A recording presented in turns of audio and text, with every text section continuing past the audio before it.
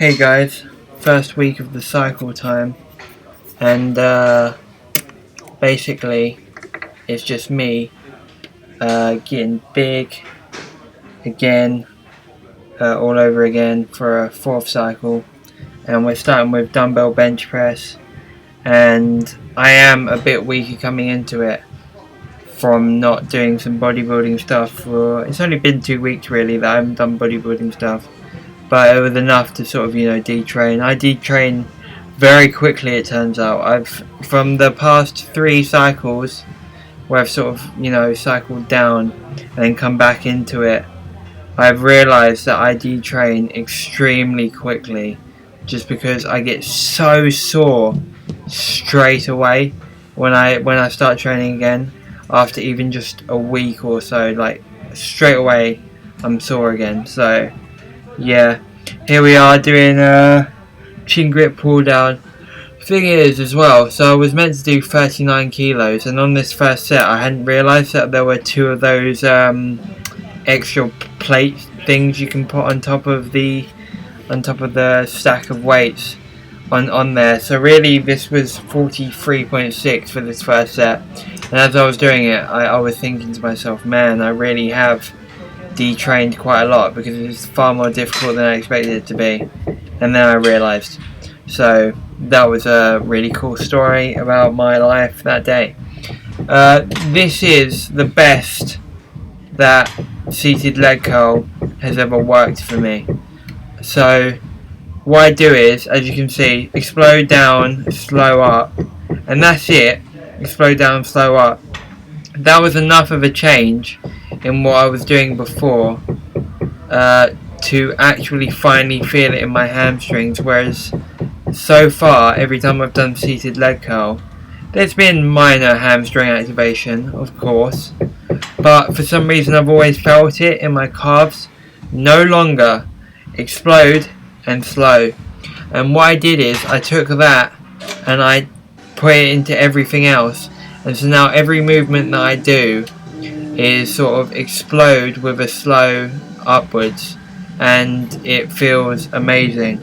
You might notice, you probably won't because it's very minimal, I am a bit leaner. After that meet, after the cut for the meet, I have been consistently weighing in less, so I did lose real fat over the water cut protocol, which should be obvious, at least from the fact that there were days where I was eating no less than 1,000 calories. I should say no more, because that gets the point across better. But anyway, I was eating 1,000 calories, and so yeah, it's pretty obvious I would have lost some weight. But I didn't expect it to stick around for as long as it has, and even now as I record this voiceover after the week, and it is Wednesday of the week after this, so it's been a while and I'm still definitely leaner, so it feels good. This is some incline dumbbell bench, because I don't do enough bench, you guys, obviously. I do paused bench on Monday, then incline dumbbell bench on the same Monday. Wednesday I'll do touch and go bench, and then I'll do incline bench.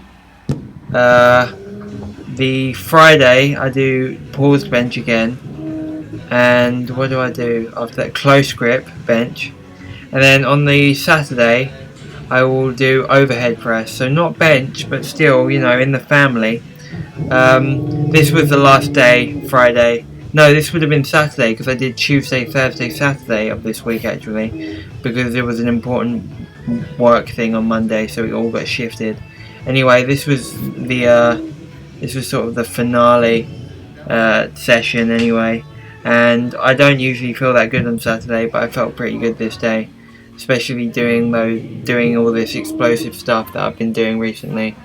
And yeah, so you know what? I feel like such an idiot, because I've just realised that this is still in fact the Thursday training and not the Saturday training. These voiceovers, you guys, it should be such an easy thing, and yet I make them so much more difficult. Anyway, my abs are still trashed from this. It's mental. It's literally a week later 6 days later, so literally was wrong. It's 6 days later, and I am still unable to train my core effectively. I tried today because I trained today, and didn't happen. So that sort of worries me as to how significantly my body detrains after just barely any time away from training. Barely any time, and my body goes, oh my god, I guess we're never going to lift a weight again in our lives. And the thing is, you'd think it'd look at itself and go, you know what, we have the biggest and most muscly body in the world, so surely we should keep it around. But apparently it doesn't, so that sucks. This is the aforementioned close grip bench press, and still doing the explosive, slow, so what is it? It's slow concentric and explosive eccentric. I think that's right. Yeah, that's right. No, it's not. Opposite way round. Slow eccentric and explosive concentric. That is extremely obvious as well when you consider the fact that it comes from the word contract, and contract is obviously the explosive part. So, what a fool I've been. Anyway, cable row, same deal, explosive, blah blah blah. Not going to keep saying it over and over again, but I will say that I look pretty good from this angle. You have to sort of take it in context. Don't compare me to the other YouTubers, because they have thousands of subscribers for a reason. They're in the minority of what looks good. They look amazing, and they are super strong. Look at it from the average person, and compared to the average person, I'm actually sort of Jesus. So really, if I look at it in the right light and I'm Jesus, then I should probably be able to perform miracles. And some say I do in the gym 4 times a week. This was the very last thing that I did on that day, and on Saturday and on that week, and it was all good. So I will catch you in the second week video next week, obviously, and please keep watching them.